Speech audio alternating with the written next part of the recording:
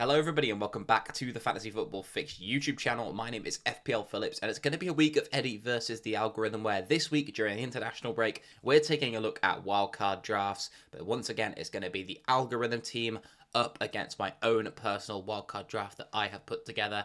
And to be honest, I'm very close to going for if one more injury or one thing goes wrong during the international break. I've made an early transfer in my own personal team, which if it backfires, then I'll be hitting the wildcard button. I've put together the team that I'm currently on when I will hit the chip. I know I'm losing out on a bit of money, but that is the cost of what I'm going for, as I'm not 100% certain on it. But the algorithm has put together its own team using its calculated formulas and all that stuff. I'm very excited to take a look at it. Hopefully you guys are too, to help you with your own personal decision making over this game week for FPL. I know the international break is boring, but if you could drop a like on the video and subscribe down below if you want to stay tuned for more FPL content when the football does eventually return, then make sure to do that. That would be much appreciated. But without any more further ado, let's get into the video, shall we? And kick things off, as always, with the algorithm side.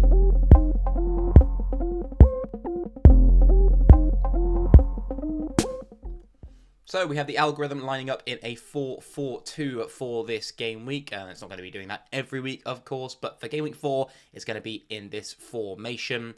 And to kick things off with the goalkeeper between the sticks, it is going to be Dean Henderson of Crystal Palace, which I thought was an interesting shout. The goalkeeper that I currently own and have been, with the majority of his owners, rather disappointed with. However, there is still a justification for him remaining one of the top 4.5 million options. He's, a nailed-on keeper for a side that last season had very good defence. He's a decent fixture in game week 4, albeit granted after that there's a bit of a mixed bundle. However, we've already seen in game week 3 and kind of over the course of last season as well how clean sheets are going to be more difficult to come by this year. And if you're going for a 4.5 million option, it's going to be difficult to expect clean sheets. What I'd be more disappointed with Henderson is that him on an individual note has been quite poor. And I think that his XG prevented is not going to be great this year. I'm not sure he's going to make an awful lot of saves. I, in general, don't just rate him as a keeper. So if it was Sam Johnston or someone else that I thought was maybe a bit more capable in goal, then it might be a different story at Crystal Palace if I could back them to make saves. Someone like a Leno in goal there would do well, I think, because they'd be able to keep a lot of shots out. However, Henderson just hasn't shown that yet for me from what I've watched of Crystal Palace. Let me know if you think otherwise. But he's just overall not impressed me on the eye. I've not looked at a load of stats with him with regards to that and how he compares to the other 4.5s. But I'd be more likely to jump on someone maybe just like a Fleckham. I know he's got 2 tricky fixtures coming up, but if you're looking very long term with this wild card, then you do have to look ahead of those next 2 game weeks. And you're not going to want to be making a goalkeeper transfer. That's probably the position where you least want to use transfers after your wild card. And so for me, a set forget keeper is very important over 10 or 20 game weeks, really, if you can look that far on a wild card. So for me, if you're going with a 4.5, you could probably look elsewhere from Henderson. There are some okay rotation options you can go for with him, but 4.5 mil keeper rotation doesn't always work out well. For me, I would just use 5.5 million and go for a more expensive keeper in that bundle, which I'll explain when we have a look at my side why I've chosen to do that. In defence, I'm interested to see who is lining up in this back four. We have Trent Alexander-Arnold, Rico Lewis, Mitchell, and then Luke Dean. So some very differential picks in here. A few that I've seen mentioned once or twice, and then 2 very popular picks in FPL at the moment. Trent Alexander-Arnold, first and foremost, is performing very well, has the best expected FPL data. If you've used the OptaStats tool over on Fantasy Football Fix, he is top of that, and quite some margin ahead of everyone else. Robertson, his teammate, only down in 4th. And so Trent's attacking data is looking pretty good, albeit he hasn't had those mega hauls that will get everyone talking about him over these first few game weeks. But I still think that he is a very, very capable option, and one that it's difficult to turn away from when Liverpool, especially, are keeping clean sheets. Trent does start to be able to justify that 7 million price tag. Last season, he was, 8 million? Liverpool weren't keeping as many clean sheets. This season, it's going to be looking a lot better for him. I think it's set up well for him to come through with some of those returns. And whilst everyone's in a bit of a scramble to maybe getting some of the big guns up front and in midfield, maybe Trent Alexander-Arnold will come into his own over these next 3 or 4 games for Liverpool, which do look really nice indeed. So having an optimal Liverpool triple up is probably something that a lot of managers are going to be looking at. Rico Lewis is the one I want to discuss next, one that has had some controversy around him. You've got other competition starting up for Manchester City, and this is going to prove pivotal in the Rico Lewis debacle and whether or not he can prove himself for minutes in the Premier League, really. So you're starting to see mixed things. I don't think anyone knows for sure. Even sources who are very in the know at Manchester City will find it difficult to predict this one and how it's going to fit in with Kyle Walker. All I can go off is my opinion based on what I've seen so far this season from Pep and experience of being trolled by him in the past. But Rico Lewis has been trusted with a lot so far this season, a lot more than we've seen in any previous campaign. And it's unsurprising, really. He's a young player coming through and he has looked exceptional. And if this is anything to go on, I think that Lewis is going to remain a very good option for the rest of the season. He's already up at 4.6 million, and he looks very, very attacking when he's on the pitch. Everyone's talking about how, Vardiol's tucking in. Rico Lewis is the one advancing, making those runs, getting into those advanced areas where he's picking up some good underlying expected data. He's already rattled the crossbar. He's had a lot of chances, and I think he's going to come good. And to be honest, at that price point, for a Manchester City defender, I think it's kind of worth it, where there's not too many other 4.5 million options shining in defence right now. If you've got the bench, I think you can afford to take the punt. And so this team presumably does have that. We'll see. Other sides, I think, will have that as well. I think Rico Lewis is worth the money, personally, and I would have him in on a wildcard draft, let's say that.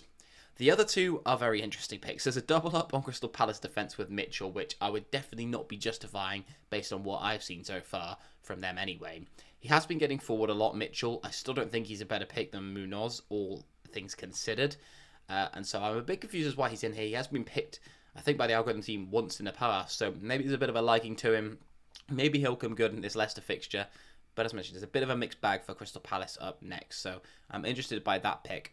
And then Luca Dean at Aston Villa is an interesting one, as I have seen things from Villa fans claiming that they want Maatsen to start. He's obviously a signing that they spent £40 million on in the summer. I assumed he was going to come in and be first choice at some point. Just didn't know when that point is. Would it be Game Week 2? Would it be Game Week 1?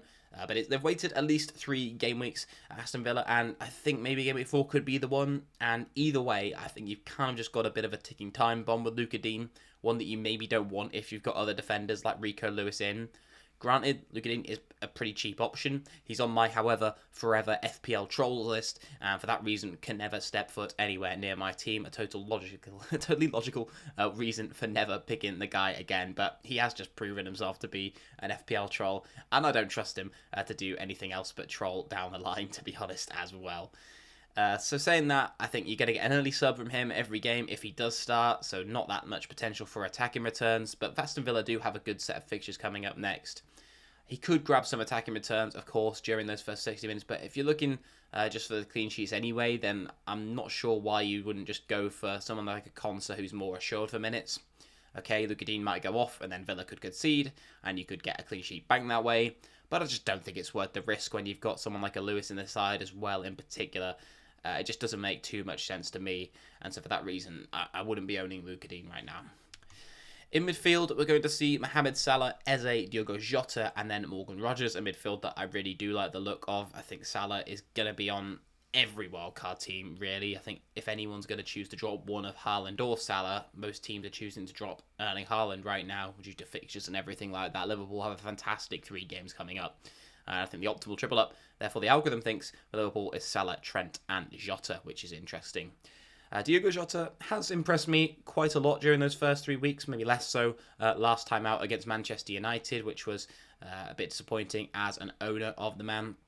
When Luis Diaz is shining off the left wing, it makes it all the more painful. But Jota has still been very good. We need to not forget that, really. He's going to be an early sub every game, or not really early, but around that 70-75 minute mark for Darwin Núñez, with Gakpo coming off the left wing.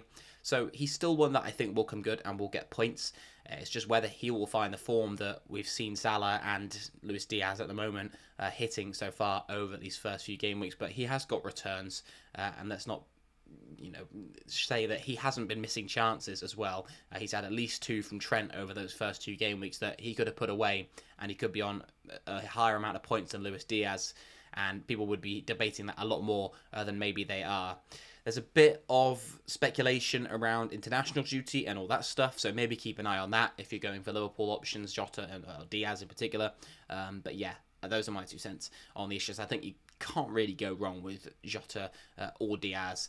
If one of those is your third Liverpool option alongside Trent and Salah, I think you've got a very, very good lineup there. And then we've got Eze and Morgan Rogers as the other 2 midfielders. I knew Eze would come good. I said it last game week. I'll say it again. He's going to be a fantastic FPL pick over the course of this season. He got extremely unlucky over the first 2 game weeks. I can't believe anyone sold him, let alone the fact that he got a price drop. And lo and behold, he came good in game week 3 against Chelsea. He was a fantastic pick from the start. He's got Leicester at home up next. I don't really think it matters too much who Crystal Palace are playing. If they're going to score goals, and Eze is going to be involved in a hell of a lot of them. And then Morgan Rogers, who is kind of yet to come good, but has been putting up chances for Ollie Watkins on an absolute plate. He's going to be the best option at kind of 5.5 or 5.4 million and below that you can go for. And so picking him up for Aston Villa's fixture run seems a bit of a no-brainer. Up front, we're going to see Erling Haaland come into the team and Kai Havertz as the second forward, which is very, very interesting. I've got Wissa down there on the bench as well, who will come in for weeks where Brentford aren't playing Manchester City, and presumably Lucadine or Lewis or Mitchell, whichever one fixture-based, will drop down onto the bench. So I quite like the look of that front 7. I'm a big fan indeed. Surprising to go for Wissa over Mbomo is not something you see the algorithm team do too much. But yeah, Kai Havertz is a very, very good pick, and one that I quite back as, sort of cover for that Arsenal forward line, at least up until game week 6, where their fixtures turn a little bit for the better, and you can consider maybe moving in someone like a Saka or maybe a defensive option then. So let's have a look at my team and how it compares. I'm aware this video is already over 11 minutes long, so let's make sure we have a look at my team as well, or briefly.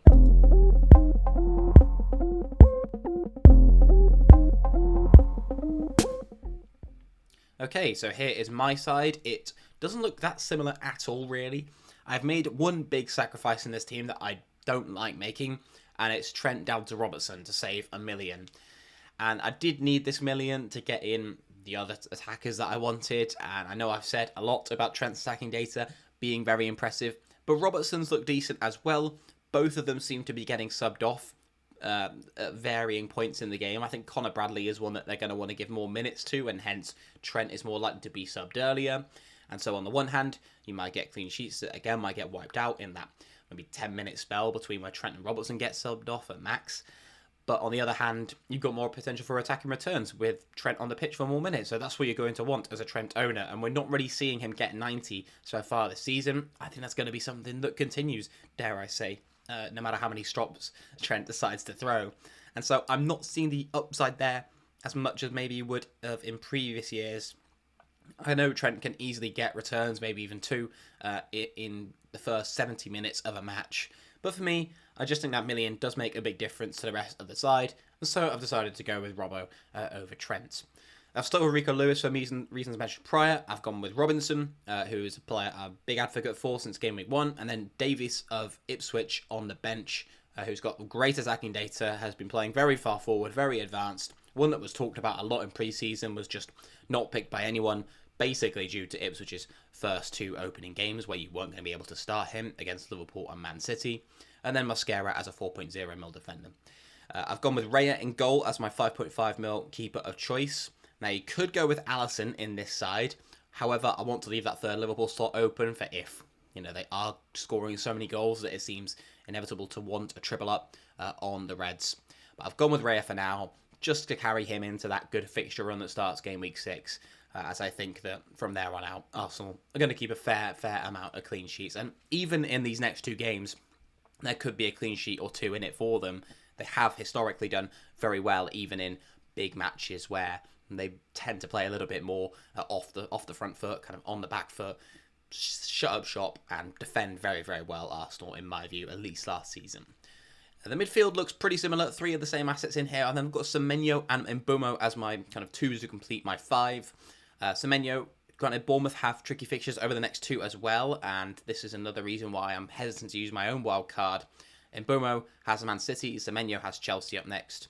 I think Semenyo's got a tricky fixture next game week 2, but I think these are 2 players who are going to get 90 minutes for their side every week. Semenyo likely to be on penalties maybe. Evan Ilson, who's come in, could be on them. And Mbomo, we know for sure, is definitely on penalties. And it's the same kind of principle with Eze, where you're looking for a player who's a bit of a talisman in their team, involved in a lot of the play, could or is on penalties and is just involved in an awful lot, is going to get 90 minutes, as I've said. So yeah, that's my justification behind going for those three. And then up front, we've got another penalty taker in João Pedro. Have Havertz as well, I think, for reasons I've mentioned prior, and then Erling Haaland. So you're going to be rotating that front 8 again in this team, with Davis, Lewis and Robertson rotating in the defence. And yeah, that's going to about wrap up my wildcard draft and what I'm looking at going for currently. So let me know down below in the comments, guys. Do you think my team is better, or do you think the algorithm wildcard team is better? I'm interested to know what you guys think down below.